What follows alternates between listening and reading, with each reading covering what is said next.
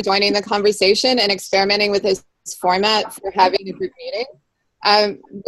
We have a couple of goals and a couple of sources of inspiration. There are three sources of inspiration for this conversation. One is Eve Tuck, who's an Alaskan Native scholar at the University of Toronto, and she's talked about how do we think about places or people that are often portrayed as damaged. And she's argued that instead we should think about places and people that are often portrayed as damaged in terms of desire without denying the structural impact on them. So that's one inspiration for me. Another inspiration is Voices of the Watershed. The authors of that book have recently said that to build a watershed movement, we still need more science, but increasingly what we need more of is more public understandings of rivers. We need more ecological literacy. We need to recruit leaders. We need to build citizenship organizations, and we need to link up water activists because many of us are doing things that resonate in parallel and sometimes are redundant. And the third inspiration for me was last week attending at the University of Toronto the public reading of the Standing Rock syllabus that's been assembled by a number of academics, artists, and activists. And it's a 23-page document that lists a series of resources for doing public education and reading pods on Standing Rock. And what I think that offers us, along with other syllabi for activists like the Black Lives Matters one, is an opportunity to take a lot of resources that we have been working on individually and start assembling them, and then starting to think about joint projects, and then thinking about what that assemblage enables for breakout projects in other places as well. So in order to think about some of these questions, we suggested 3 questions as a way of introducing ourselves to each other. The first is, how do you engage students? The second is, what is one problem or question or resource that remains unaddressed or unavailable to you, and you're trying to figure out how to move that forward? And what opportunities do you see for educators and students for connecting across the Great Lakes? And the format we're going to adopt is give each person about 5 minutes to address those 3 questions in whatever weighting you want to offer to them, introducing your work, or starting to throw out some opportunities for engagement. We have 12 participants, so if we each take about 5 minutes, that's going to get us, it's still going to leave about half an hour for discussion. We can pick up on any key points that we think we might want to take up in further discussions, that we might want to deepen in further digital campfires, or we might want to have some face-to-face discussions about. Paul, is there anything you would add? I know, I think it's a good format. For those using the phone, it'd be hard to cue who's going to speak next, but I think just listen, and maybe we'll just call upon you, and hopefully that'll be some good timing. For those who don't know, this is also going to be recorded, so we can use this as a resource to share in our networks. And for those on the computer, there is a chat box which you can access, which pops out to the right. You can message the group or just an individual. That also may help just organize ourselves as well. But to start things off, I can introduce Great Lakes Commons as a co-host to this discussion about water pedagogies. And while we're not in, I'm not a teacher right now, but we have been thinking a lot about this question of how to teach about water and with water. And we've been working on like a compass of care of right now. A lot of water literacy can be about the quality of the water, and not necessarily the quality of the our relationship with water. And so we did a blog post, and we're working on a toolkit to expand this. But this idea of what would this sort of compass of care look like to measure or to illustrate what that care would look like. And so we have things like giving gratitude, seeking knowledge, sharing the gift, and promoting vitality. And within that, there's various other sort of indicators. And so we're hoping in 2017 to work with water educators to sort of see how we could break this down a bit further, unpack this, and practice this, and refine this a bit more. but at Great Lakes Commons, we're very much interested in making the water governance rules very clear to people around the Great Lakes, while also sort of pairing the water quality issues with the quality of our relationship questions and issues as well. So I'll stop there for now, and we can discuss more later, but that's one of the things we're working on. Deb, are you willing to start us off? Try to. I just kind of noted a few things in trying to answer the questions. So I won't really talk about my bio because I figure it's there to read. I don't want to use up the 5 minutes just doing that. So I'm a university-based educator for the most part, my waking hours, I guess, a good part of the time. And how I try to engage students, and I've been experimenting with this from teaching for 20 odd years, is actually trying to get them to learn how to embody knowledge. And that's not easy to do or in 12 to 13 weeks.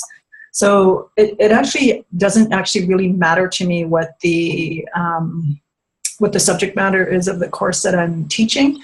I do try to get students to understand a sense of place. Now we can use whoever contested it might be, or I guess the dialogue continues around the land acknowledgement. Should just not just be the land, should be land and water acknowledgement, I think, as a place to start that, trying to get students to understand what their relationship is to place and what it means to be in this place, starting off in Toronto, GTA-ish, and trying to understand also what their responsibilities are. So in Indigenous ways of thinking, or Anishinaabe anyway, you don't just obtain knowledge, you actually have to start taking responsibility for it. So really trying to encourage students to think about what their responsibilities might be, and then how to enact those responsibilities. So a couple of things that I've done. So in the classes, what I do is I actually send the students outside, and I think initially they probably think I'm a bit nuts. Like in the first class, I say, go outside, and start paying attention to things, what you see, what you hear. Do you see any evidence or signs of Indigenous presence, on the territories? They could do this forever. What I'm trying to do is get them to learn through also your senses, because in academia we tend to just focus on the intellect, but if you look at it from a holistic point of view, it's also how you feel, what your emotions are, spiritually, what your body feels. Like on a nice day, you're going to feel, the natural world very differently than on I don't know what it's going to be like in January. So, but the point is for them to actually try to feel that and start learning in other ways other than just the intellect, so that understanding that Indigenous peoples have different kind of relationships, intimate relationships with the natural world, for lack of a better word, or all of creation and other entities, isn't just something you just cite and then check off saying, I know that. You actually don't know that until you start actually embodying that. So over time, they get it. I think sometimes they think initially, and I get them to reflect on it. It's not just go out and do this. They actually have to write up on it and start trying to understand who they are in this place. And over the course of the term, getting to the point of, okay, what does it mean now? What are you going to do about this knowledge? And what are going to be your responsibilities? So that they realize it just doesn't stop once the course is finished. The other course, I have an experiential education component to it, which is go out there and not just control through the classroom, but get out there. The First Story app is a good place to work with that in Toronto, because if people don't know, I don't know how to be in this place, people get they don't exactly know what I mean, but it's a helpful guide. It's not everything, but I think it helps people. So I'm just trying to get people out of the classroom to understand and try to learn through their body. So they learn in a way that's very hard to teach in a classroom, being a talking head through PowerPoint or through other ways. So those are just some strategies to really try to get students to understand that. I haven't totally freaked them out yet. I think I'd like to get to the point where I can actually ask them, what have you actually learned from the water? What have you actually learned from the trees? What have you actually learned from the wind? I think if I said that the first class, I'd have 2 people left. So I can't do that initially. You have to kind of get people, once they've learned and once they understand how this actually works and it's possible and not crazy talk, that they might be able to do that. In terms of the other questions, I'll just try to be short here. I think one of the problems, question and resources. So one of the things is really trying to engage community in this kind of work. But I'm very conscious of the fact that communities don't have the same resources as universities do. They don't have people whose day job it is to do this kind of stuff. And they didn't exactly sign up for their job to be doing what universities should be doing. So trying to make sure there's some equity there, that, you know, we're not drawing on communities' scarce resources in terms of people and otherwise to do the work that really universities should be taking up. Like I worry about that. Like I really love to engage a lot more, but if we can't offer up the equity, then I kind of worry the relationship isn't reciprocal, which is why I focus now a lot on service learning. How can we be of service? How we can connect through as educators and students across the Great Lakes. I think trying to be, engaged and support other initiatives. The day job can take up a lot of your time. Like I always say, oh yeah, I read and write all day, but that's like dealing with emails. That's not even like thinking, reflecting, like writing, doing that kind of work, right? So when there's grassroots initiatives that are open, Great Lakes gatherings or water walks or whatever, could be even academic conferences that were there to support and learn and figure out how we're going to have the linkages. I think when we think about it collectively, there's actually a lot there. We don't need to reinvent things, and then we can learn from other people. And I think even through this process, the technology, social media does make it easier for us to do that. And I think, you know, especially in terms of what's happened in the US, I guess that's the kindest way I can put it. I think we need to do it more than ever. So that information is flowing freely, and that we're really able to support each other in the way that I think really, I think in the next few years we're going to see people really needing to have that support. So that's my big brain dump on that. Hopefully that was logical and coherent in 5 minutes, and hopefully I didn't go over 5 minutes too much. No, that's great. Thank you. Marie, did you want to go next? You're next on the screen, or would you like to wait?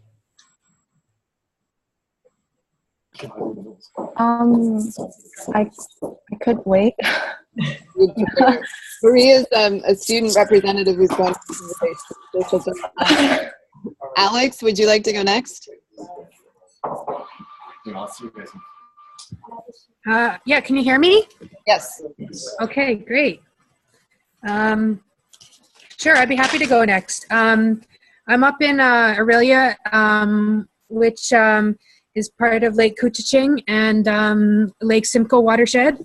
And we're north of Toronto, and in fact, and right at the site of the fish fences of Minjikaning, which is taken care of by the Anishinaabe Chippewas of Rama First Nation. And as Elder Mark Douglas likes to say, it's the reason that Toronto has the name Toronto. His teachings is that Toronto actually came from the name the fish fences, and that when they were arrived on the shores of Lake Ontario, they pointed north saying, that's Toronto, the fish fences are up there. Everybody thought that he meant the Humber Valley. So anyway, to answer some of the questions, how do I engage students? I do a lot of experiential activities in class. I have done some outdoor ed in the past, and I do take all my students outside at some point to do a senses meditation, a sit spot, even just playing some games outside, and I'll do a Thanksgiving address as well, coming from Jake Swamp. I also like to focus on cooperative learning, so people are learning by discussion based. I teach at Lakehead's campus here in Aurelia, and one of the ways that I found to engage students more with environmental stuff, and where I'm looking to bring in water, is with the work that Reconnects by Joanna Macy.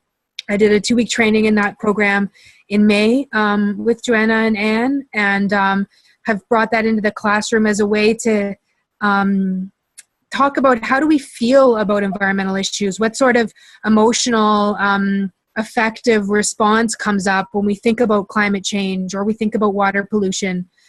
So I'm looking with this conversation about ideas on how I can bring water into my class, because I haven't really brought it in as much as I'd like to, water issues. And maybe it's through the class where I do the work that reconnects.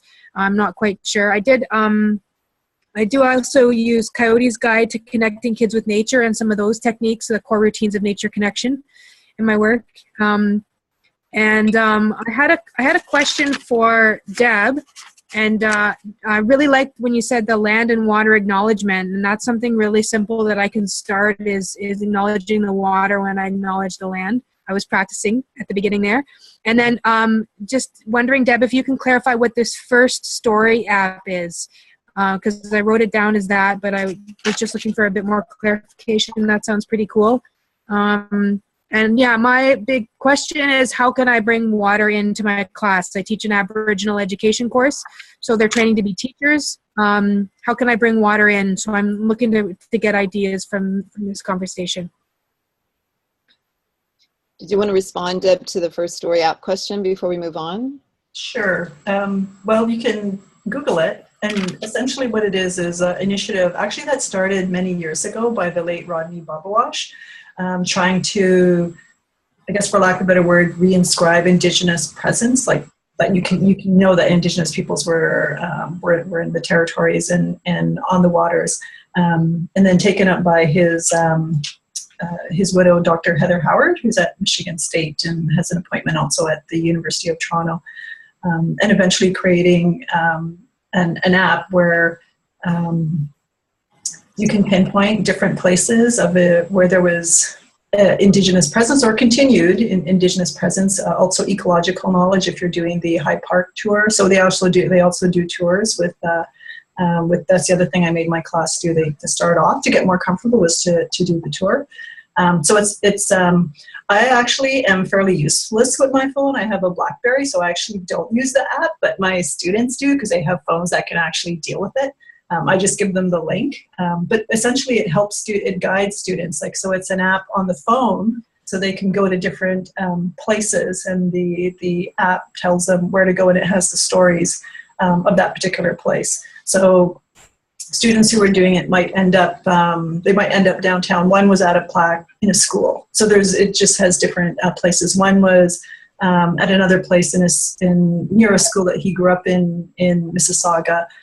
Some might also point to mounds in High Park. So it just helps people understand that there actually were Indigenous peoples here, and there are places currently in Toronto. And the work is ongoing as more stories get collected, and trying to find the original place names in Haudenosaunee, Anishinaabe-Moan languages. So if you Google it, you'll see.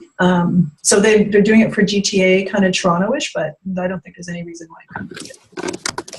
And I put the link in the chat box, and we'll send out any links and the chat box to everybody who's even on the phone as well. So no worries about that. Thank you. Kristen, would you like to go next? Thanks for joining us while you're in mid-retreat.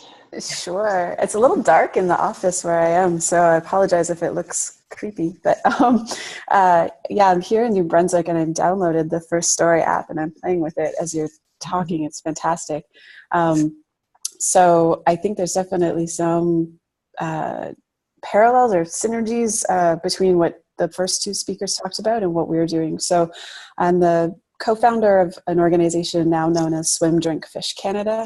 Originally Lake Ontario Waterkeeper. We started focused on Lake Ontario and the Great Lakes. We still do all of our community-based work in the Lake Ontario basin, but over the course of the last 15 years, we've built a couple of tools that have since been taken up by communities across Canada and now into other countries like the United States, Mexico, New Zealand. So Swim, Drink, Fish Canada spreads and supports communities who want to use these tools to engage people with water, and Lake Ontario Waterkeeper focuses on the actual issues in the watershed where we live. The way that we reach students, there's two things that I want to touch on, and they're related to each other. So one that's very similar to what the first two speakers were talking about was that sense of place and storytelling as it relates to place. I guess three, if you include Paul's Great Lakes Commons as well. So for us, the project's called Watermark, and it's very general. We call it a platform. So it is a story mapping initiative, but we just launched it earlier this year. And to the extent that we could start integrating or sharing some of those stories with other people that are working on similar initiatives, we would love to do that. It's not meant to be a standalone silo project. So we are creating an archive of water stories, or stories about experiences on or near water.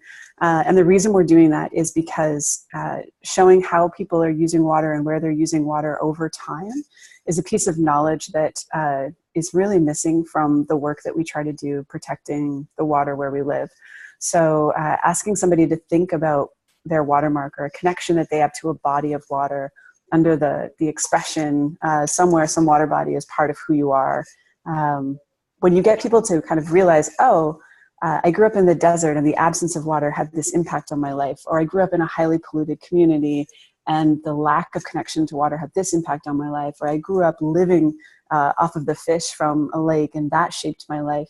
That has been the far most effective way that we've had in 15 years of making people realize that everyone is affected by water issues.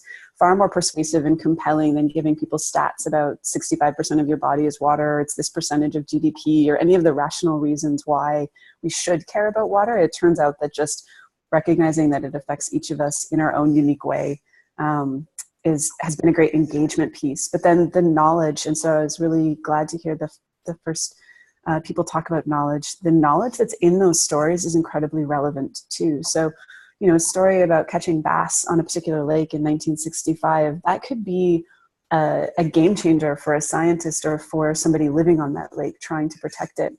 So there's actual information in those stories that's relevant to people who care and are working on water issues, whether they're policymakers or residents in a community. The educational component is we've found that the Watermark Project, unexpectedly, and partially through people like Bonnie bringing it into her classroom, has been a great tool for educators. So water is an excuse to have a conversation. And, you know, we can work with history classes, we can work with anthropology classes, we work with creative writing classes.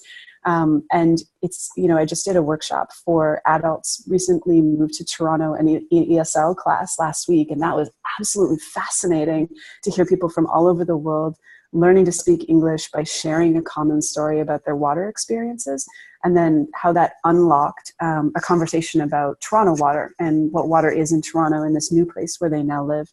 So it created an appetite for the second piece that we work with in schools, which is water literacy. So the idea is that we couldn't figure out, you know, people in Canada say that they care about the environment and nature, but we're not actually doing a very good job of taking care of the places where we live. And how can it be that we say we value certain things, but then our activities don't reflect that? And there's been some studies that we've found since that justify or support what we kind of intuitively felt, which is that people don't actually have the knowledge that they need to be good stewards of the water or their communities. And there's one study from the University of Alberta that 75% of the people, 75% of Canadians polled for the study say that they value water, but they know themselves that they're not doing a good job taking care of it, specifically because they don't know how or they don't know what to do. So water literacy is incredibly important, and water literacy is really basic. It means that if you live wherever you live, you know where your drinking water supply comes from, you know where your food comes from and how water connects to your food supply. You know where you can touch the water, where you can cool off if it's hot. You understand physically where the water is around you and how it behaves and how you interact with it. It also means that you spend time outside. So working with students is incredibly important, but getting out of the classroom and getting out of the textbooks is also important, and seeing what you learn from actually being on the ground and ground truthing some of the theories. So Watermark is the conversation starter. Water literacy is the content. And we also think that you're a water expert in a place where you live or a place where you have experience, but I'm not a water expert for all water all across Canada. Only the place where I live and only the place where I know. So trying to have more conversations with more people. And our number one challenge really is finding the knowledge and creating opportunities for those conversations and for that knowledge to be shared. You know, there's a lot of people out there doing really incredible work, but not necessarily knowing who anybody else is. So how do you build that network of people that are working towards common goals when none of us really is spending a lot of time sitting around not thinking of anything to do. You know, we're all really busy, and how do we make time and create time to talk more is probably the number one challenge that we have, because the knowledge is there and it's in people's brains and it's in their minds, and getting it out is really important. Thank you. Stephen? There's some new folks that have joined. Just want to maybe just so we can give them Luke's naming people who are calling in on the phone. So I think Luke, we've got Rachel at the 312. Is that correct? Area code? What's that? Is that Hello. Rachel? Yes, it is. Wonderful. Okay, so I want to, when you call in, your phone number comes up. But Luke, who's co-hosting this from Great Lakes Commons, is making sure that people's names get displayed so we know who's speaking. So that's Rachel. Then we have somebody calling in. Is that the 416 number? Is that also Kristen using the phone? 416-466-5351. Yeah. Okay. That's not you? 5351, that's Sheila. That's me. That's Sheila. Okay, wonderful. Now we know just who's on the call. Thanks so much. Bonnie's we're just going down the line here. And so thanks for everyone's patience. And we're just following one or several of the questions within a 5-minute time frame, give or take, around what do you do in the classroom? What's missing, or what's a question you have, or how do you engage students? So we'll just keep going. And there's a chat box for those using the computer. You can message the group or individuals if there's links that you want to share. So far, we've shared the link for the watermark project Kristen was talking about, and the First Story blog. And we'll share these with everybody after the phone call via email as well. Wonderful. So my name is Stephen Gastire. I'm here in Michigan, in East Lansing, Michigan in particular, and at Michigan State University. And so I'm going to talk from the perspective of what I'm doing this semester. And I have in my class this semester, I have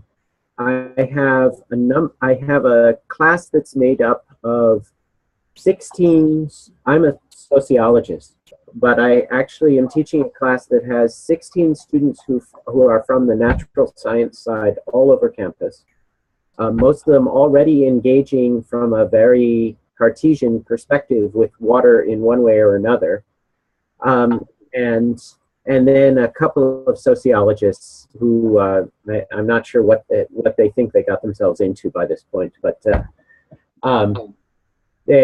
the way I engage my students is actually to draw them in from that scientific place and to start the discussions of water. And what I've tried to do this semester was walk them through the different ways of thinking about water. So I've had everyone from John Allen, who is representative of the Michigan government, who runs our Office of the Great Lakes, and then the director of the Institute for Water Research, to give this sort of very conventional way of thinking about water, either as a policy, an aspect of policy, or as an aspect of science, to then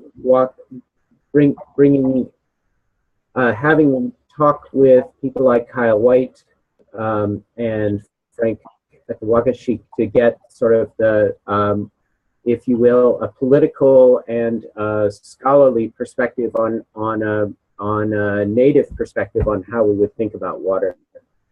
To then introducing them to some of the water justice campaigners around Michigan, specifically those in Flint and in Detroit, who have been viewing water from the perspective of who has and who doesn't, right? And so in how do I engage my students? It's really about forcing them to think, taking them from a Cartesian place and getting them to think about something that is thinking about water in a way that's much more interactive.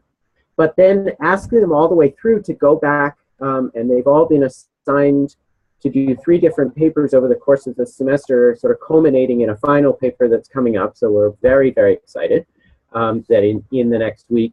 I'm very tired because I'm grading drafts these days. asking them to effectively reflect on their own ongoing research, right? So if they're looking at harmful algal blooms, how do they take different perspectives to think about harmful algal blooms? So you can go from sort of the traditional, this is about best management practices as defined by scientists who modeled them at Michigan State University, all right. But if you switch that and you look at that traditional ecological knowledge, how might that change the way you would think about this issue of harmful algal blooms and how you might approach thinking about that?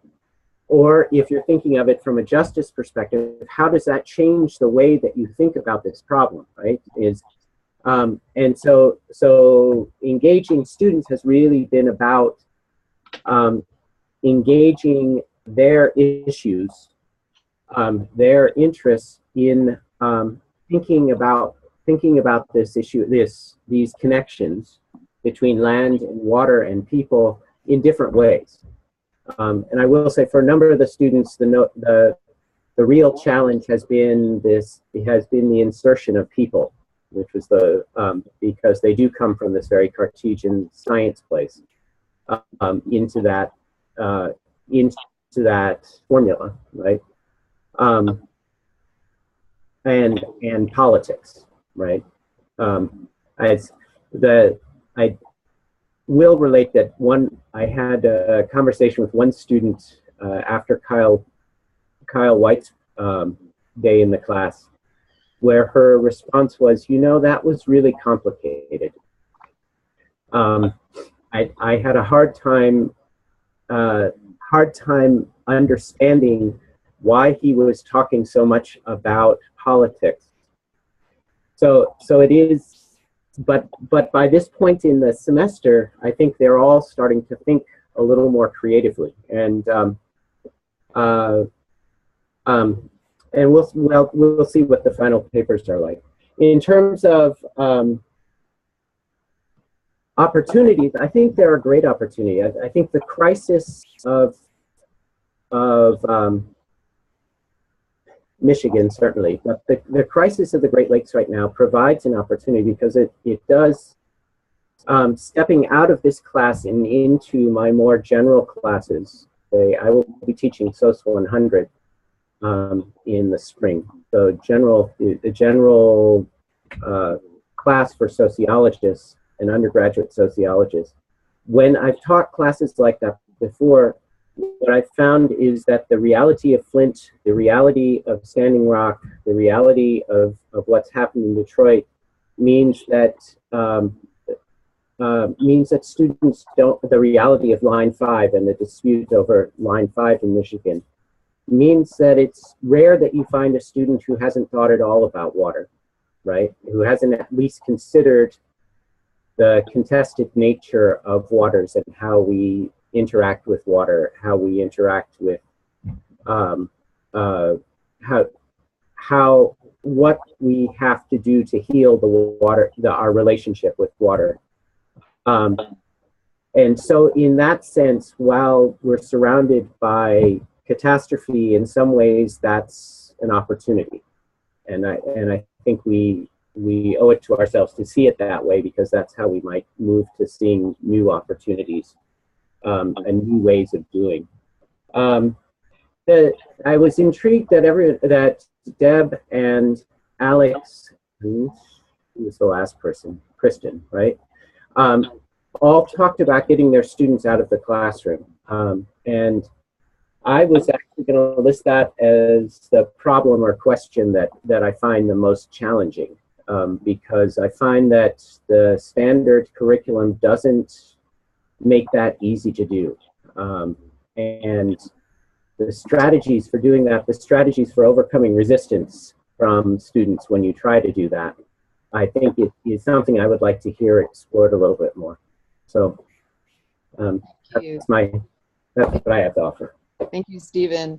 Hi, Sheila. Sheila gave a great talk in my class this morning, so it's great to hear her again. Sheila, did you want to go next?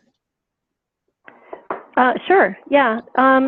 So I'm not an educator. I'm a landscape architect, urban designer, but a lot of what I do works with water, green infrastructure, and I pull in, I'm an educator in the way that when I create landscapes, I engage the community, I engage the counselors, and I try to reach out to local schools and community groups and have them involved. But there's a big reason I do that.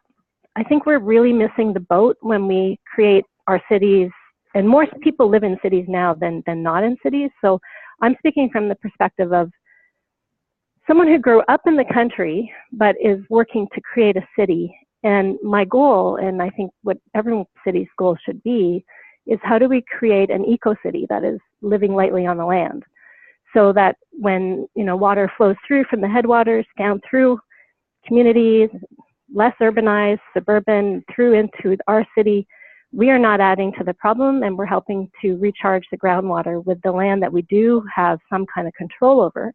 But on top of that, how do we educate the public in the way that we actually design these places so that they think about the rain that falls, and they think about the places that they live in a way that enriches their own lives, right? So that they see the rain and the water and they think about it. Because we don't own all the land. This is what I was explaining to Bonnie's class. A lot of the land is privately owned, and much of the pollution that comes from cities is stormwater. And opportunities for green roofs are there, but it's not going to solve our problem. So if we can't create a populace that understands watersheds and rainwater and personal connection to water and place, it's going to be impossible for us to create a sustainable society. More and more cities are being pushed to create stormwater charges and stormwater fees, because our stormwater systems are aging. We can't afford them. The extreme storm events are huge and taxing, and so we absolutely need to stop the additional stormwater flow into the pipe systems. So the fee alone will start people thinking about stormwater, but it's gonna have a huge stumbling block if we have people who don't think about stormwater and rain really at all. It'll just be seen as another tax instead of something that is the responsibility and something they cherish, So as a landscape architect, I work on pilot projects that create green infrastructure in very small scale, but decentralized across the city. A lot of it is related to stormwater runoff, but it's also in parklands. I've reached out to my colleagues because in other organizations, the conservation authorities, I work with them a lot. I work with Eco Schools, which is in the TDS, Toronto District School Board. So, and I've noticed that when I go into the schools and give talks, even students in grade 8 don't understand the concept of watershed. And when I speak to my colleagues, they don't understand the concept of watershed. And when I look at studies that are done every year by Royal Bank of Canada, they do a program called RBC Blue. Their water attribute study shows the general public, less than half of the general public understands the urban hydrology. So we're really, there's a big problem. And I really think it starts with, at this point, we don't have the luxury of time to say we're going to deal with the elementary school kids and eventually they will save the day. That's not going to happen. By then, the problem is too far gone with climate change. We have to be multi-pronged. We have to be out there and engaging people of all ages, of all abilities, to start looking around and thinking about rain and water and what it means to their lives. So I don't know where I'm going with this, but I'm trying to do that through my pilot projects. And I think we all need to think creatively about partnerships. And I know there are people here who know people I know that are out there trying to do similar work. And I worry about us all kind of out spinning our wheels. And I like this idea of pulling people together so that we do share this knowledge of how to engage in outreach, and we're not crossing over each other and doing the same thing in different ways.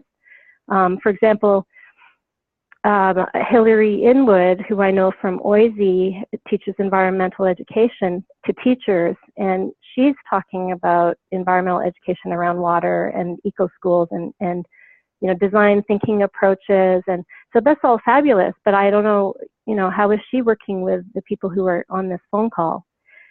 So that's something I'd like to see us improve.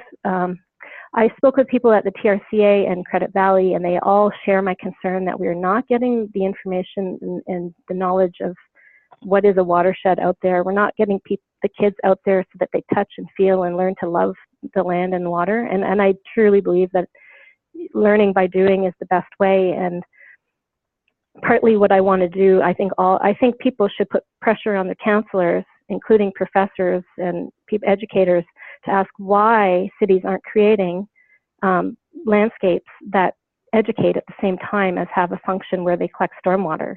Why are we not creating places that do as much as they can with the small spaces that we have? There's a lot of missed opportunities out there. There's a lot of interesting stuff happening in my field, but in general, there's a lot of inertia. So. Sheila, thank you. And Marcia, that gives us a segue to you and the work you've been doing with public schools and other projects.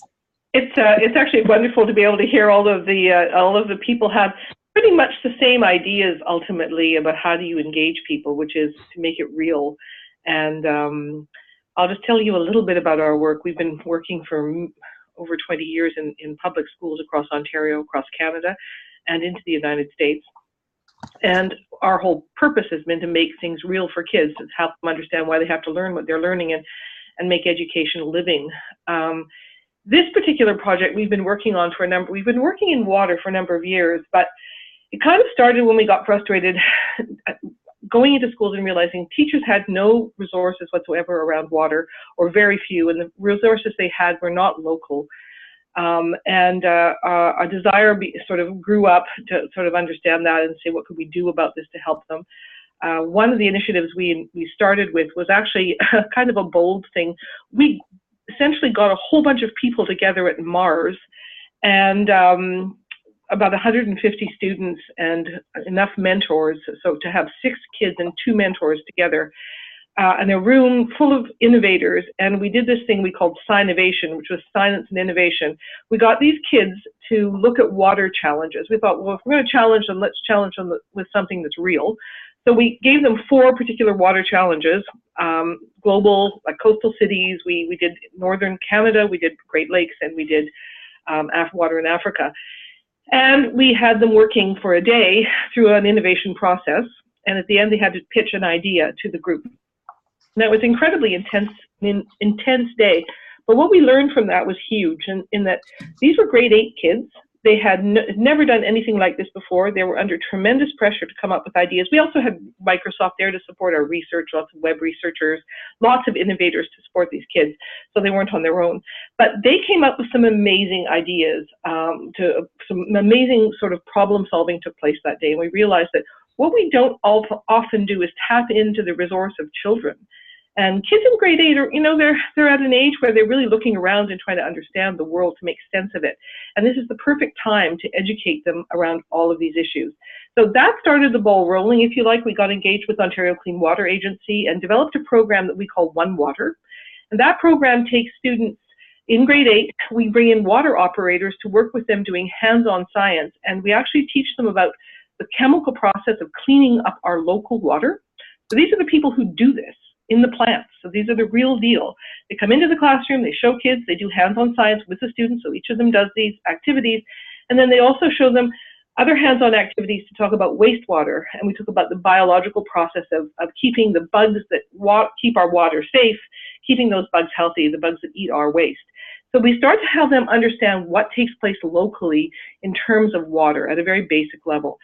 And it's actually quite a revelation. First of all, we didn't expect this, but because we've done a number of studies on this now, one of the things is an enormous appreciation for water, and right away the kids start to think about conserving water, which is something that was not actually built in necessarily into the program. We gave them some ideas about this, but it wasn't the focus. The second thing was that they understand that they had a personal connection to the water. that in fact the things that they do, like putting grease and fats down the sink or baby wipes down the toilet or whatever the kinds of things people do, pouring chemicals, actually has an impact locally on those tiny little microorganisms that they get to see in the microscope.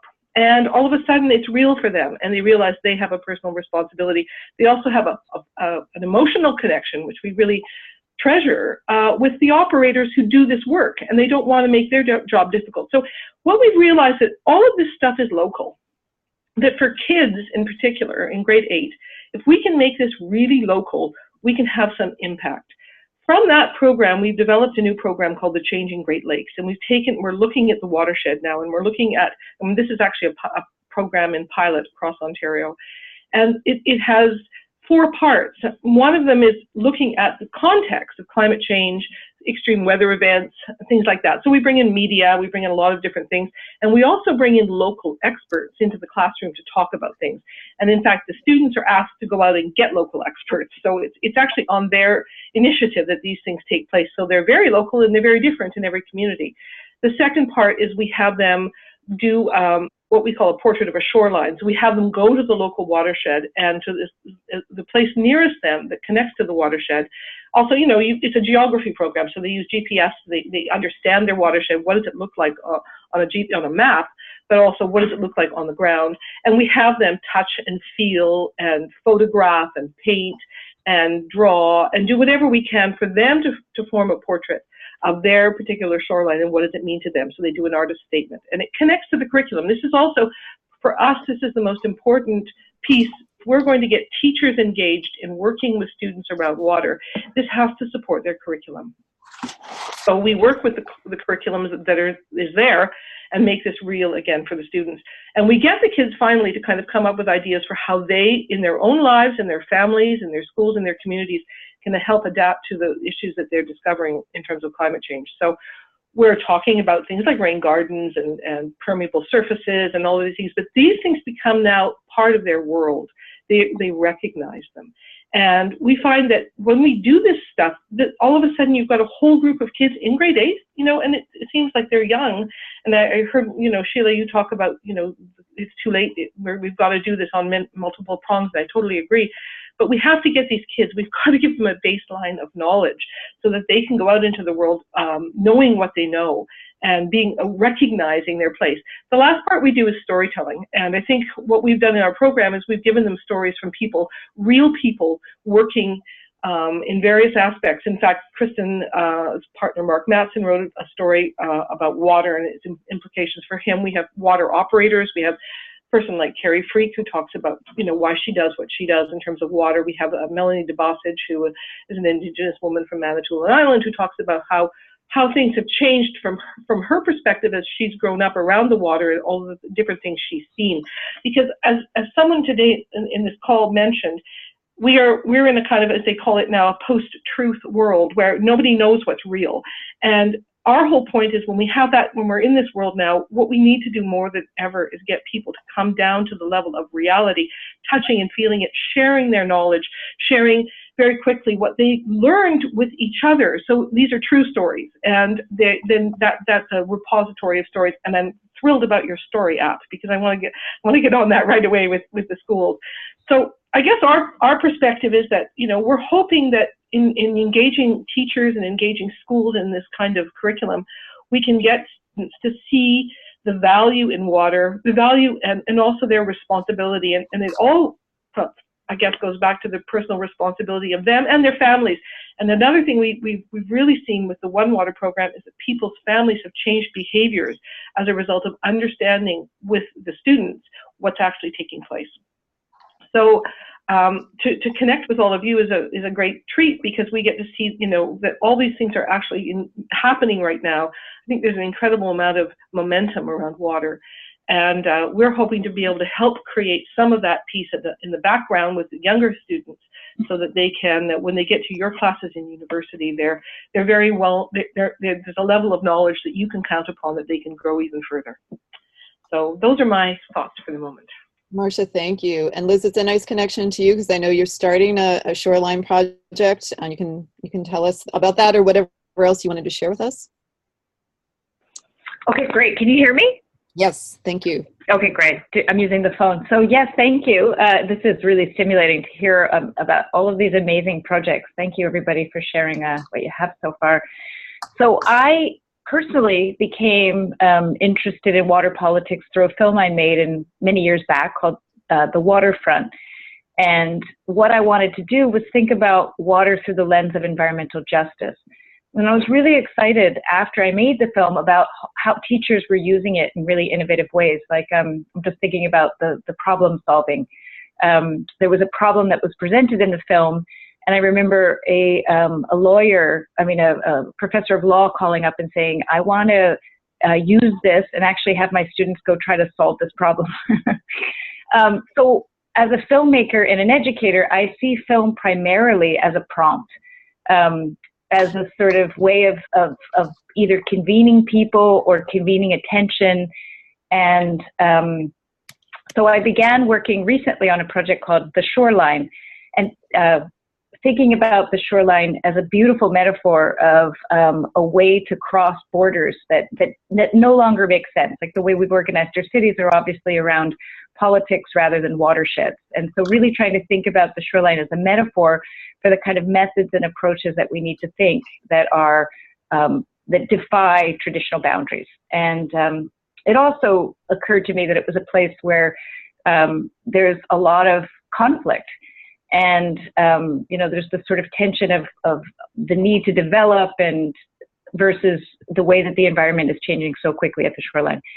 And the work came out of my long-term interest in collaborative media projects. And the project I had done before was called Hands On. And I basically was trying to match my message with my method and kind of stop traveling to places to document problems, but really think about how can I have more green production. So I asked 5 filmmakers from different countries to each represent a change maker in their community, and we created this collaborative work. And it was a very different process than making a project like over time in one place, but it inspired me with the Shoreline project. So that project is based in 9 different locations where people are trying to offer the comparative lens of what can we understand new about our shoreline if we look at it from different people's perspectives, but also importantly coming at it not presenting the problems that are playing out, but how people are addressing those problems.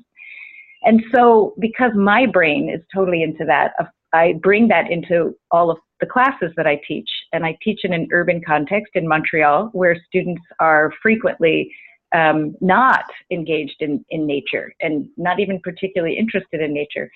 And so at the master level, I led an exercise. I taught a class in research creation, and I asked students to use the shoreline as a prompt and to explore the method that they were already working on in their own independent research, but to explore that method at the shoreline. And so I had a woman who was developing her poetry, kind of have a poetic response. I had another student who was doing podcasting, create a podcast about access to the port.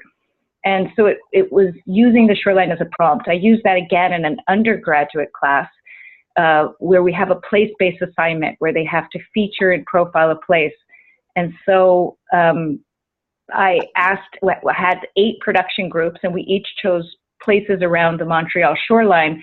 And the idea was, how can we tell a collective story? If each of us go to these different places with very clear parameters of what we're looking for, can we create a collective story? And what does that collective story tell us that an individual portrait of a place might not tell us? And many of my students, I was kind of shocked at how basic their encounter was. And so they created these short videos, and then I asked them, if you were to add poetry to that or text to that, how would it shift what you're saying? If you were to add a statistic, how does that shift what you're saying? So that's in the context of a production class. The other's in the context of research creation. And then tomorrow, I'm leading a workshop for 4 days in Iran on water journalism. And so basically, it's people coming from Afghanistan, Pakistan, Turkmenistan, Iran, and we're thinking again about basically it's a UNICEF-sponsored initiative, but they want to build a kind of like for journalists to be able to brag about, well, I have an expertise in water. And so one of the things that we're talking about is water ethics. Another thing we're talking about is can we tell stories that transcend countries and borders, and can we let the water bodies lead the story, and how are we using social media? So those are just a few things I've been working on. But the question, the problem question that remains very unaddressed for me is, as a media maker, I feel troubled by using media and the sort of harm that media does to the environment. And I don't feel that I have addressed this properly in my life. It's a constant tension and frustration for me. It doesn't feel like it's enough. I mean, there are moments when I want to put the camera down and do something else. But it's like the more you learn, the more ambivalent I feel about the medium of my message. And the opportunity for educators and students is, I think that I know that with my students, when they feel that there's something bigger than themselves, like when we were trying to tell the story of the shoreline of Montreal, there was a sense of pride in being part of something bigger. And I know that this idea that we're not just alone, it is compelling. And I think that water leads itself perfectly to this sort of more collaborative approach, and that's just what I'm interested in. So this idea of transcending one classroom or transcending one water body in this context is really exciting. So thank you, Bonnie, for pulling us together. Thank you so much for participating. Andrea, can we move to you next? Yes, hi. So I'm coming to this, I'm much newer to the topic of water than most people on the call. And so for me, it's an extraordinary resource to be able to hear all the different things people are doing. I recently, in the last 5 or 6 years, switched my teaching to the environmental humanities. I'm in the English department at University of Toronto.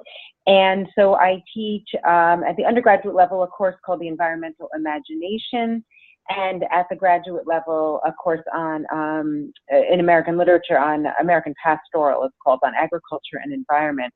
I've also I came into this via food activism. So I taught a course a couple of times called Cook the Books, which was a 4th-year course in the English department, which was technically food literature, but really became a much more environmental and activist course, and was my first sort of foray into experiential learning. So I worked with a chef, and we had the students cooking and eating together. It was a very unusual experience for the English department. So I struggle. I try to bring the various kinds of embodied knowledge that Deb spoke about initially into the classroom, but I do struggle with it because of both the limitations of the university context, and especially the kind of pretty rigid structure of the English department's curriculum. So that's something I'm struggling with. But more relevant to the conversation today is that I am working on a project called Bela Farm, which I realize in my bio in this thing it's a little bit out of date. So Bela Farm started as a sort of center for land-based Judaism, but has in the last year or so expanded much beyond that. So I'm working, it's a farm, it's about a 100-acre farm in Hillsburg, Ontario, and it's run by 4 women. I'm one of the 4. We are, only one of the women is a farmer, another's a beekeeper, an artist, and myself a scholar. And we are looking to turn this farm into a site for a variety of different kinds of art, scholarship, and advocacy programs. So what has emerged? Well, if you're at the farm, from any place on the farm, you can see an enormous tower, which is actually a well drilled by Nestle across the road from our farm. And Nestle takes over 1 million liters of water per day from the aquifer on which our farm sits. So we have become attuned to this. We're working with a group called Wellington Water Watchers because there are a number of sites, Aberfoyle, I think some of you may have heard of these, Aberfoyle and Hillsburg are two of them, that are up for debate and discussion right now with the province.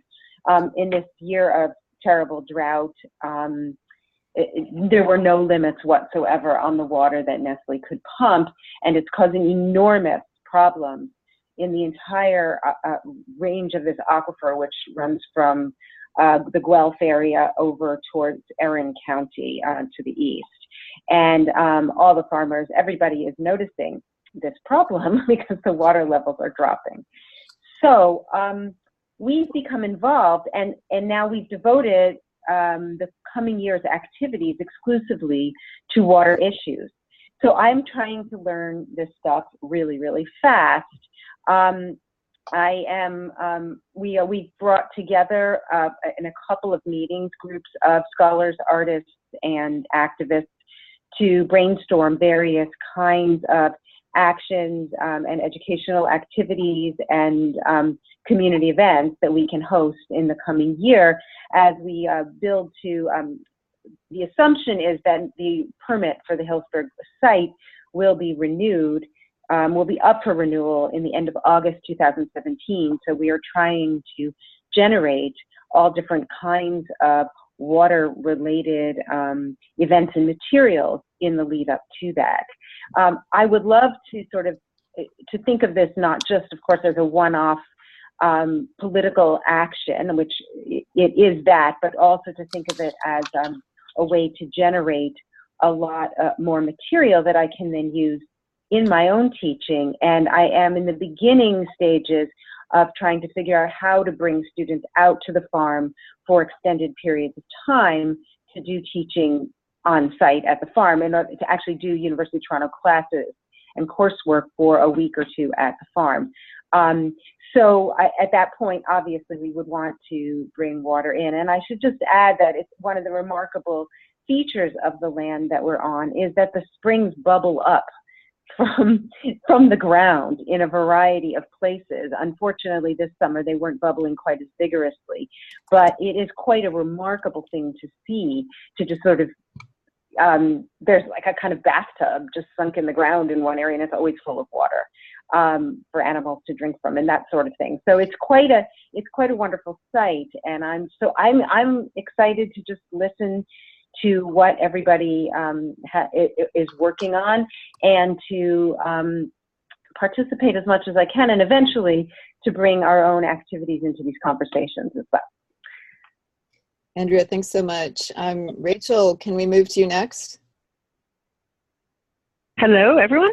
Hi. Yes, we can hear you. Hi.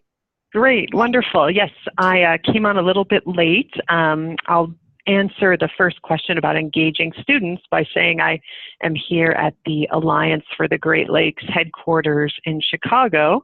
So I ran from a panel with some of their policymakers and staff here and my students today into this call. So I have an endeavor at the University of Illinois at Chicago, which is called the Freshwater Lab. And the basic premise is to get students from the humanities, social science, and planning thinking about pressing water issues in the Great Lakes Basin, using their skills of analysis, of frameworks and perspectives that bear on issues of gender and race and class, and all the other writing and visual and expressive skills that I think humanities students have. And as we go through the class, they learn about the issues. We meet with different organizations and individuals in our city, and then every student works on a project, either individually or in a group, that addresses the issue of their choice. So just hearing all of you, I hope that some of you will be open to maybe speaking with my students. And having just heard Andrea speak, I've got one student trying to envision a public water company that would replace Nestle, another one doing an event in Chicago's Puerto Rican community on Saturday about water privatization and bottled water. So that's how I've been engaging students. I'd say the kind of unaddressed question would just be, you know, I think the freshwater lab has been successful. We've had a lot of wonderful people circle through, but I'm always just trying to find that right language, that right way to get students from different disciplines to engage with these pressing issues. So I guess, you know, just kind of the outreach, the messaging piece, I'm always wondering about. And I want to be brief because I'm going to need to get out of these offices fairly soon. But I did want to open two things that I'm working on to all of you, and this isn't an appropriative ask, but really really a call for partnerships.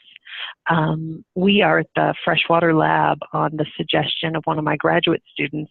We're going to be putting on a water summit on May 10th and 11th of this year that is really inspired by the crisis in Flint, but particularly the role that researchers played in backing up what the Flint residents noticed and brought forth about their water.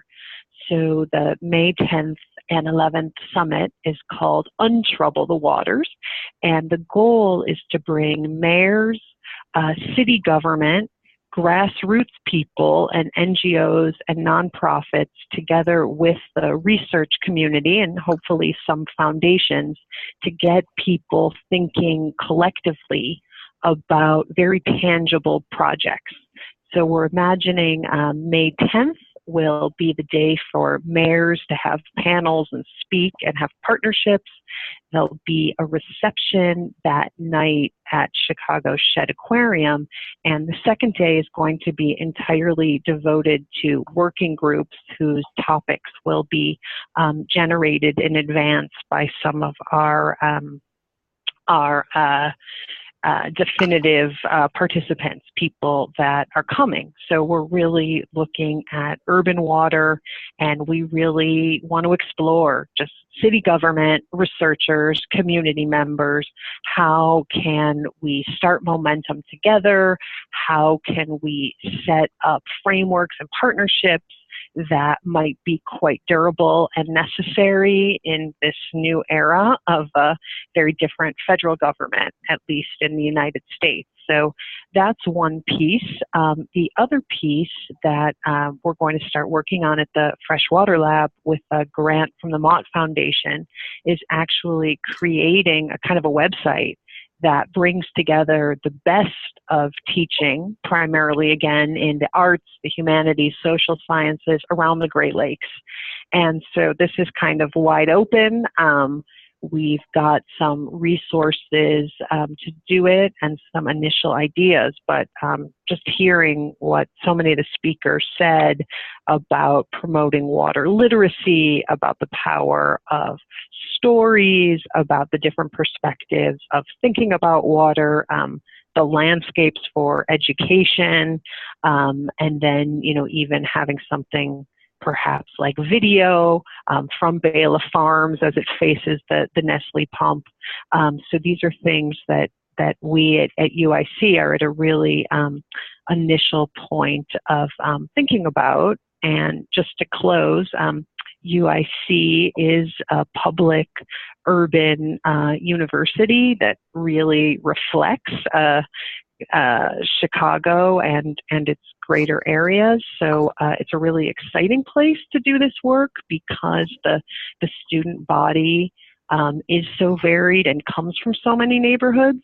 So yeah, I guess that's back to my opportunities at the same time that I'm always wondering about different ways to engage people from these different backgrounds on some of our Great Lakes issues.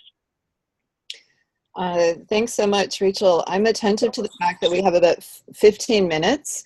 So I'm going to suggest that Marie goes next, and then I can go, and then I can maybe just suggest some next steps, pulling strands out of the conversation, and then Paul, also, if you have anything you want to pull out. So Marie, do you want to offer your perspectives as a student this semester? Marie has been taking my water and social justice course with other students in women and gender studies and equity studies. Yeah, I could go next. I'm like new to like this water discussion, like Andrea. So I'm coming from a student's perspective, like what my water journey has been for the past few months ever since taking your course on me. So for the question of how to engage students, I went back to my own personal experiences, and I realized that I became engaged and interested as a student by like questioning my personal relationship with water, like how everyone has been saying that the emotions that comes with a personal relationship is really crucial. Could you guys hear me? We have some background noise from one person, I think. Oh, okay. Should I speak louder? Maybe just speak directly into the microphone if you can, or whatever, yeah. Okay. So I was saying how as a student I became engaged with experience. I became engaged by questioning my own personal relationship with water. I have been like privileged to be able to do so through the course that I've been taking with Bonnie, and I feel that going back to asking yourself what water means to you is really crucial in engaging students, because by knowing what water means to you personally, I think from my own personal experiences, it was like a natural response that I wanted to learn more about different water issues. And how by rediscovering your own personal relationship with water, how everyone has been saying the emotions that comes with it, I think it's really important, like knowledge, like how everyone has been saying. And it moves us away from viewing water as an abstract concept to be commodified, bought and sold, and rather it brings respect and love and care back into our waters. So that was what I thought for the first question. As a student, I think having the opportunity to connect with other students and educators across the Great Lakes is a step in the right direction. As I was preparing for these questions, I talked with a couple of other students in the class I'm taking with Bonnie, and we all agreed that having opportunities like this to connect really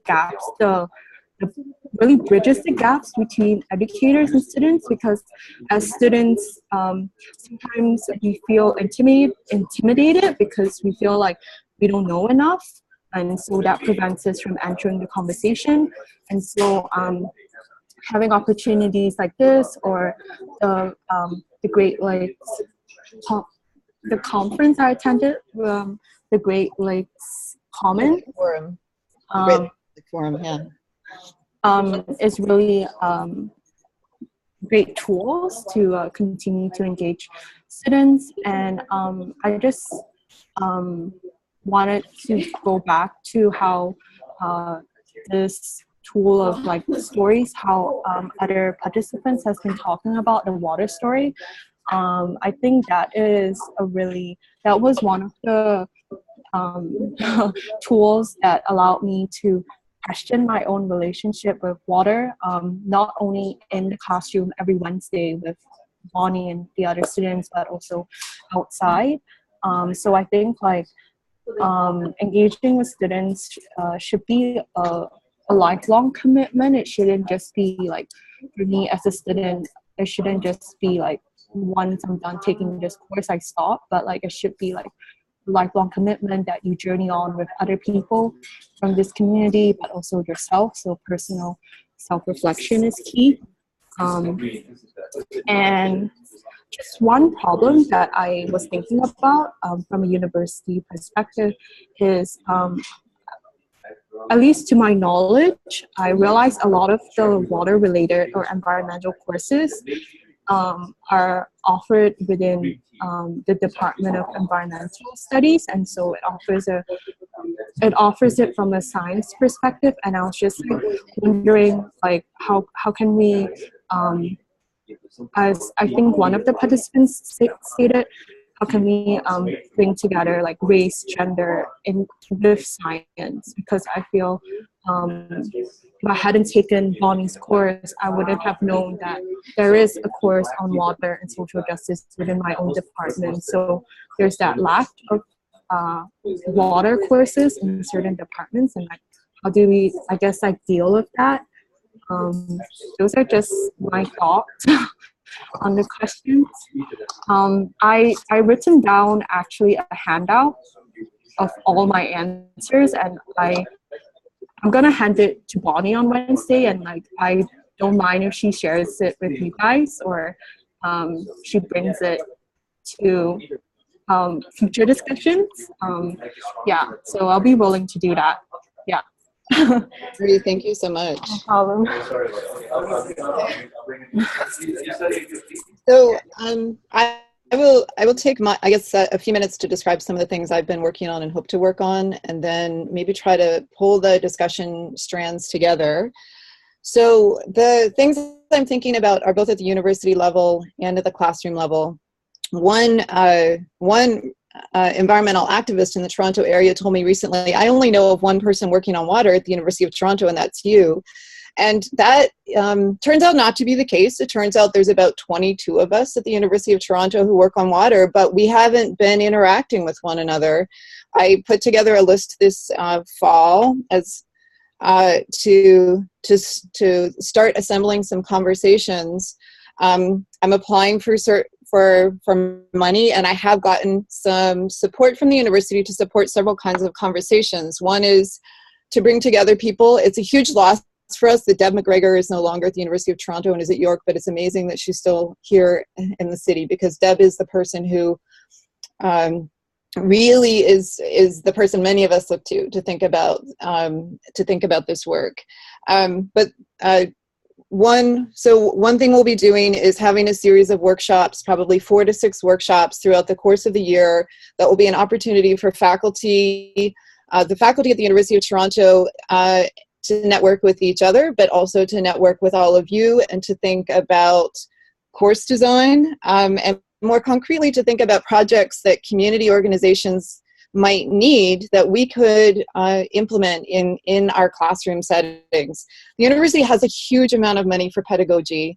There's a grant for $10,000 to apply for, to apply to instructional technology.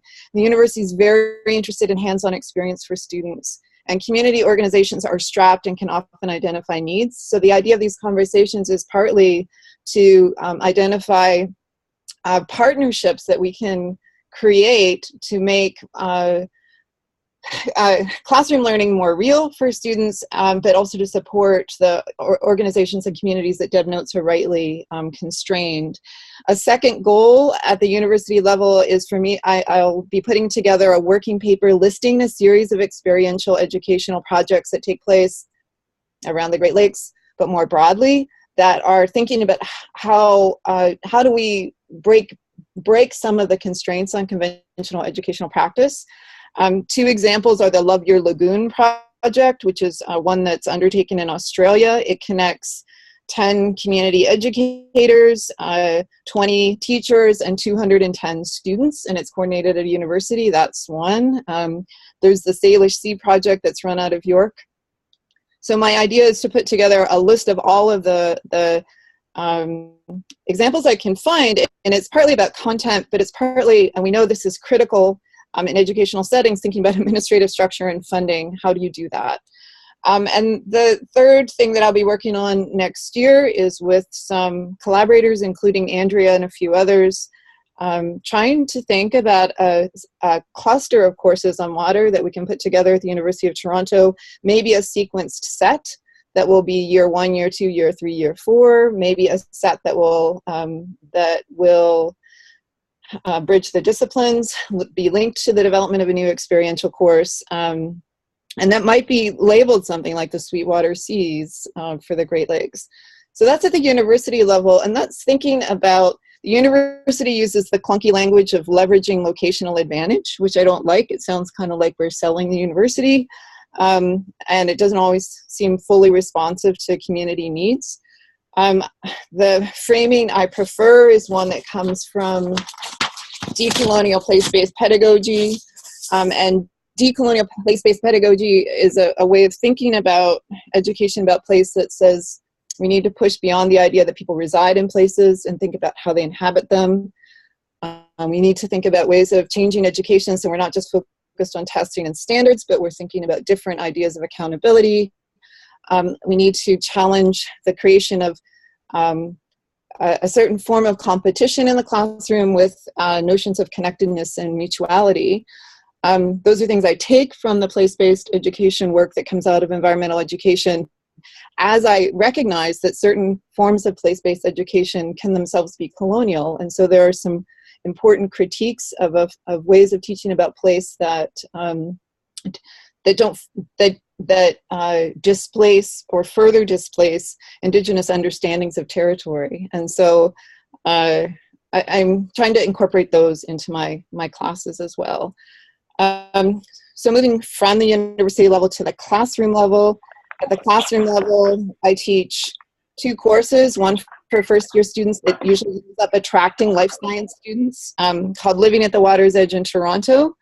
And that course is an introduction to what it means to live in the Great Lakes, and an introduction to the notion of territory. So it's asking them to think about how we represent place. So they're getting experience with a lot of different forms of writing. And the last 2 years we've partnered with Lake Ontario Waterkeepers. The Watermark project is superb in a lot of different ways. I've developed a lot of materials around the Watermark program. We were just talking about it and debriefing it today, and the students just sent 7 pages single-spaced of comments to Kristen on the things that they loved and the things that they wanted to keep tinkering with. And we break the classroom boundaries. We do a lot of visits outside the classroom with community-based activists. There's a Humber River project, Indigenous-led Namage Key. Alan Colley does Aboriginal eco tours. We work with a number of community-based organizations, Lost Rivers, First Story. We visited water filtration plants, and I also bring a lot of people into the classroom. So Sheila was there today. Mark Matson from Lake Ontario Waterkeepers was there earlier in the term. I've had other folks in. So the idea is to use films, photography, poetry, stories, ethnographies, and think about how each represents water differently and the kinds of relationships each establishes with water. Stories are really critical to that course. We think a lot about stories and what they do, but I also think about the ways that stories, many environmental organizations are starting or undertaking or continuing story collection processes, but those stories mean something different depending on the other tools that, or the other projects that the organizations are undertaking. So I'm thinking about, why are we all interested in stories, but what do stories do over and against the other strategies that organizations are using? The Water and Social Justice course is new, and for me it's because I come to this work on water from an anti-racist, anti-colonial feminist perspective, because my previous work has been on language and gender, and on work with Filipino community organizations. It's understanding that there are ways of thinking about water and environmental protection that can be exclusive, and sometimes even during the US election, a few environmental organizations were elaborating anti-immigrant discourses on the basis of the negative impact on land and water. So it's thinking about the ways that certain ways of thinking about place can be nationalist in a way that can be exclusive, and thinking about questions of environmental racism. So the class that Marie has been in, we've been looking at a range of different emergent discussions, including discussions around, and we used Elizabeth's film on the waterfront, Highland Park, Detroit Flint, looking at water advisory alerts on reserves around Canada, Deb's work has been really central for that. And thinking about the Standing Rock as it's been emerging, thinking about extraction debates as the moratorium debates were emerging. The challenge, I guess, in that class is to keep on top of things that are breaking rapidly and figuring out, and I haven't figured this out, Marie will testify to this, how to rapidly get these materials to students in ways that don't shake up their worlds, because they need to have some sense of structure and organization, what's going to be happening in an orderly way so they can plan their semester. Some of the dilemmas for me, the materials that are most readily available for thinking about the Great Lakes, at the moment, there's a lot of white environmental voices. There's increasingly a large number of Indigenous voices, marginalized in some discussions, centralized in others, that are thinking about resurgence, reconciliation, decolonization, indigenization. There's a number of prominent Black activists associated with the neoliberal restructuring in Michigan. Not all of the voices that are in Toronto are yet represented in the conversation. When the students do the Watermark project, they are often creating some of the few available texts. And what was striking to me this year is that the students in my class went to the Lake Ontario Waterkeeper website and they were doing story analyses, and they went to last year's class because they could find some of the stories that they wanted to talk about, because last year those students had done the stories on the wider range of people in Toronto. So I'm thinking a lot about this question of whose voices and issues are represented in the discussions and whose are not, and how can we broaden the conversation and the sets of materials available. That's a political question. I'm also thinking about pedagogical questions. There's a lot of scattered resources. Like the TRC has great stuff on watershed. I use some of their stuff. I use their 9 River City Arts project. It's amazing as a prompt. But things are really scattered, and we do need the kind of centralization that Rachel was talking about, because otherwise we're reinventing the wheel. We don't need more stuff to talk about watershed education. There's some things we still need, though. There's no really good thing on extraction. There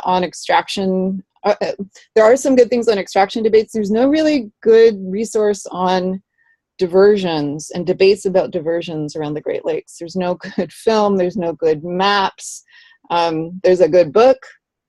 So, I think about questions that I would like us to have resources for and ways that I can attach students to the creation of those materials. I think about where can universities' resources be deployed to support this water work. If I have 10,000 K for instructional technology, what would be the most crucial thing for each of the community organizations that they might use that for? Lost Rivers said they need more maps. Maybe we need a really good module on how to map so people learn how to do that themselves. Maybe we need more resources on how to make a really good podcast, because I'm finding that a lot of my students don't know how to do that, and I feel like it feels like a crucial political tool for water activism. So trying to think about concrete projects that I could support that could be a great classroom project, but that would have these wider ramifications. So that's the political point, the pedagogical resources. And then I guess I would just say that I am really inspired by the conversation that took place around the Standing Rock syllabus last week. And I just want to say something about that before I sum up our conversation.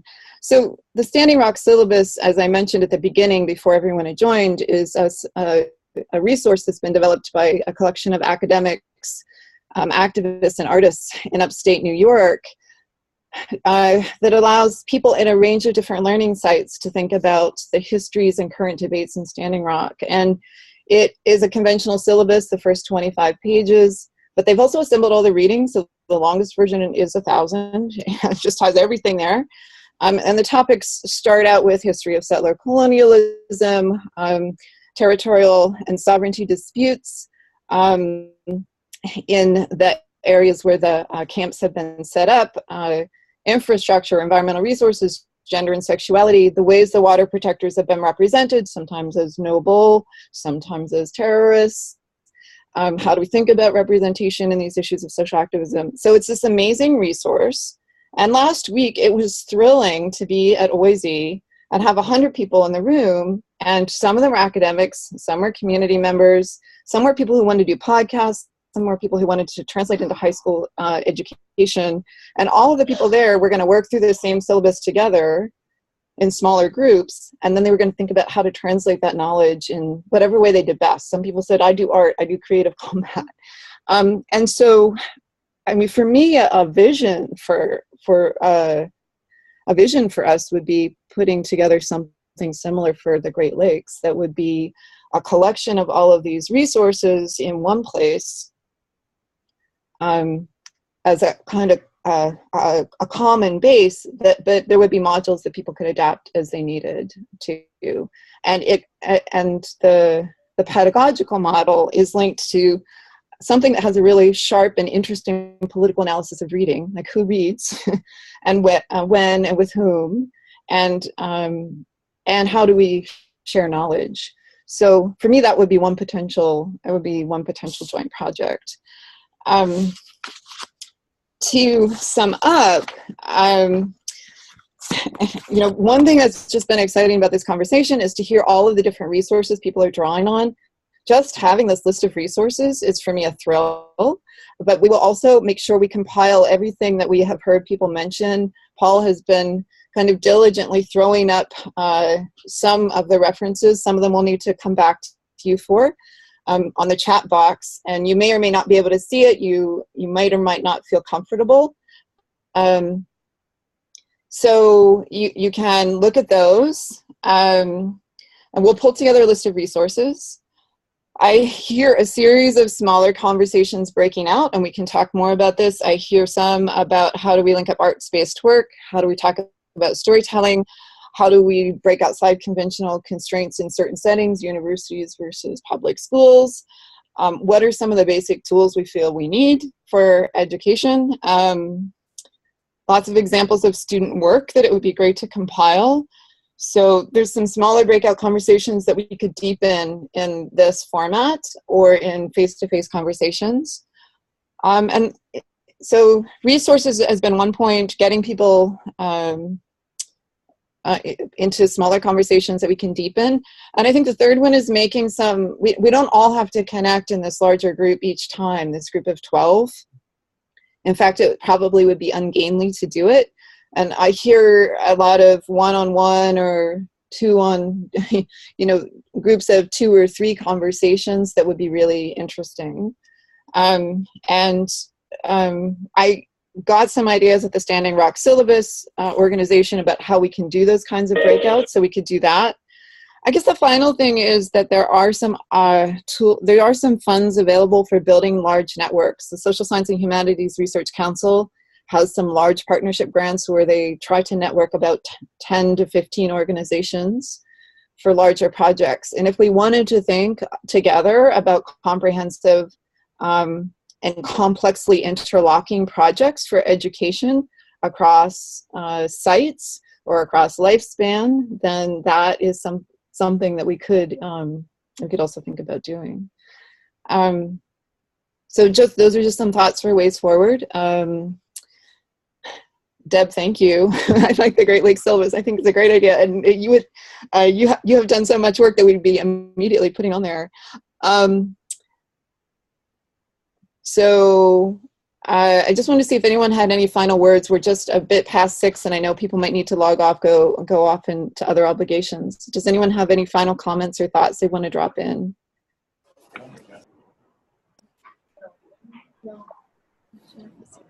Yeah, everybody's microphone is now open. I know we said we'll go to 6, but it's such an interesting time. If there was any other final thoughts or observations or steps forward people wanted to offer, we could just do a quick checkout.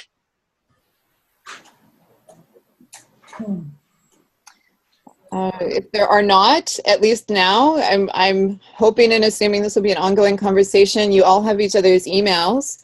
But Paul and I will also be following up. So thanks so much, everyone, for sharing an hour and a half of your time, your insights and thoughts. It's been really thrilling and exciting to hear about all these different projects, and I'm looking forward to the conversation. Yeah, Thank I will you say- both. Thank you. Yeah, I will say, Yeah, thanks to both of you. yeah, it was a real pleasure getting the list of people together and the bios and the invites, and then picking the time and all those little details. I think for me, just building those relationships that are here right now. And so I just want to thank everybody for saying yes. There are those who couldn't make it, who we're still in contact with, and I think this is the first of many who will spiral out from here. So thank you again. Thank you. Great. Thank Take care. you. Bye. Bye-bye. Bye.